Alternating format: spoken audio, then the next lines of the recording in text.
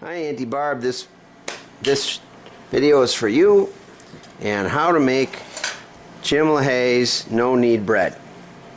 There are videos on YouTube, but they don't make them quite the same as I do. Susan, would you get me that paper that stretches over the top? Okay, so we're going to do 3 cups of flour. That one was a little light, so we'll make this one a little more. I don't measure too careful. It's obsessive compulsive people that do. Okay, so 1, 2, and 3 cups. Okay, nice and flat there. Okay, now dry ingredients. We need a little salt. It's a teaspoon, and like I told you, I put it a little bit extra because it's supposed to be 1 1/4 teaspoon. I did 1 1/4 tablespoons one time, and that was too much. Okay, now we take the yeast, and this is that quick yeast stuff. Instant dry yeast, quick rise. See, quick rise. Doesn't give it quite the flavor of the sourdough, but I think it rises better. And just a quarter. Oops, a little much. Now I go like that. Now I whip that up. Close this up. You can use it over again. I mean, if you close it nice, put it in the refrigerator. Okay, and then we whip that up. I use this back end of the, like I told you, so I don't like touching it. Don't know why. Okay, and I've got a 1.5 cups of hot. It was really hot, but now it's just warm water. So we're gonna put that in there, and I'll whip that up. I'll leave a little out in case I have too much. I usually use a little smaller one than that. Whee! So now we whip that up, and you'll see it kind of gets stringy right away. It's kind of interesting to me, I think. It gets kind of, that's the gluten in the flour working around. That's what they tell me. Okay, we'll go this end.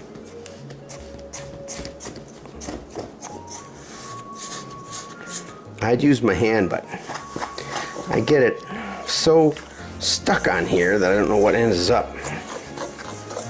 You can see, you can do it however you like to make dough. You know, I don't know. I just want to make sure all the flour gets worked together.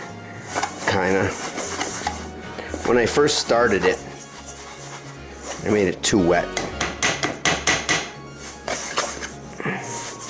But once you get it kind of dry, then it isn't so bad. It doesn't stick so bad.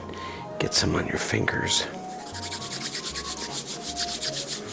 And we'll get that mushed together a little bit. I'm doing this for you. Normally I don't touch it at all. But I'm just going to whip it up a little bit.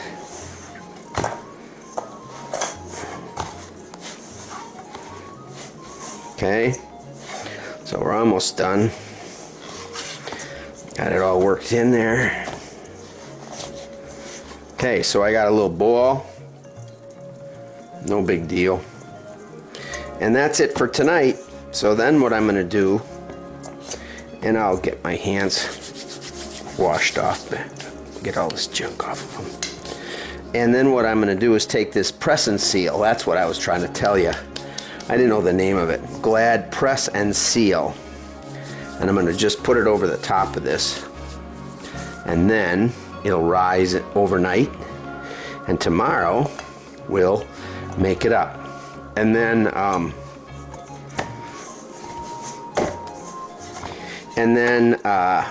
don't know if you can see up on the refrigerator, but I'll show you the pot. Okay, takes a little bit. That's probably enough, and hit start. Okay, so now it's starting at 100 degrees, which isn't really true, but I'm gonna move this out of the way. It's a pretty big pot. And put this in the middle. See, so it just fits under there like that. Okay. Actually, it's probably better to stick this underneath. I got a little more flexibility. Okay, so I think that's a 6 or 7 quarts, pretty good size. Now, I go over here with my Betty Crocker. See how nice I have this covered? See, it rose up nicely. Now I just take the back end of this and I just whip it up.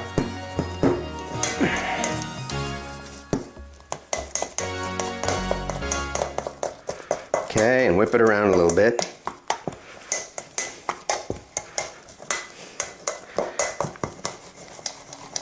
Like a dough hook would. See that? There's actually a legitimate French name for that. I don't remember what it is. But just get it ripped around. I'm going to use the spatula end later. Okay, so that whipped around. We'll cover it again. And what I like to do is put it over by the stove. Actually on the stove. You don't really have to cover this any hard. I think it goes this way. Just lay it on top, really. And even that probably isn't necessary. I'm not particularly good at this. But now I'm going to put it over here. And there's a little bit of warm air coming out of the stove.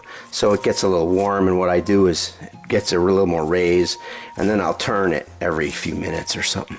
But now I'm going to go for about an hour, and I'll be back, and we'll thunk it in the oven. Okay, here we go again. Now I've let this rise over on the stove. So now I pull this off, and it's rised up nicely, and it's just about the right size for what I'm expecting it to do. And now I'm going to pull this out of here and put it on the parchment paper kind of gently, because it's got lots of bubbles in it. We want to keep those nice, but you notice we didn't do any kneading or anything else. So here it goes on the parchment paper. I'm just going to let it kind of flow out of there. Okay. And some of the videos say you should pound it around a little bit. Right now I'm just going to get it out of the bowl. Okay, so there we go. And it's real sticky, so I gotta get some flour on my hands. And I just really like to, just kind of leave it there. So that's good. Now I'm gonna just do something to be fancy. We'll make a cross on the top like that, which is kind of fun. Okay, because I saw that somewhere. Okay, now what we're gonna do is take this out of the oven. Right, the big heavy pot, and I'm gonna drop the parchment paper right in it. See, I got nice hot things.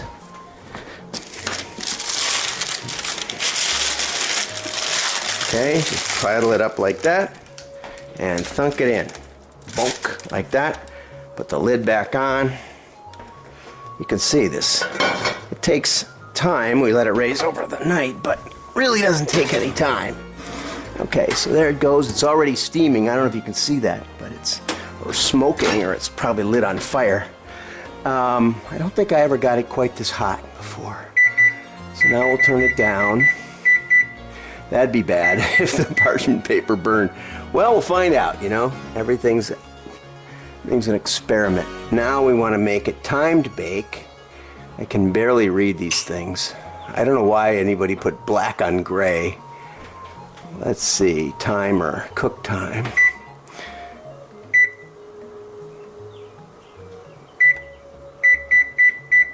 Okay, start.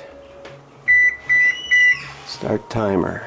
Okay, so now we're going to go 30 minutes, and then we're going to just pull the lid off and go another 15, okay?